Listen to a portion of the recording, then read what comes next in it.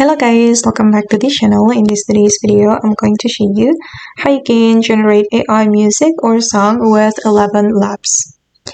Okay, let's get into it guys. First of all, you can visit 11labs.io and then you need to sign into this website, and I have already signed in with my Google account.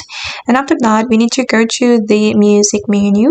Right here, select music, and then you're going to describe the song that you want to create. Here you can add a prompt, and I have already created a prompt with ChatGPT, so I'm just going to add the prompt.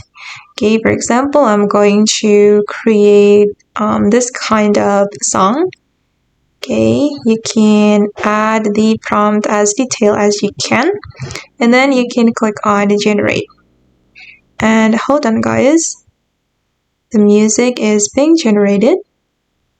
We just need to wait for a moment. Okay, my music is ready guys, and I'm going to play it to show you the result.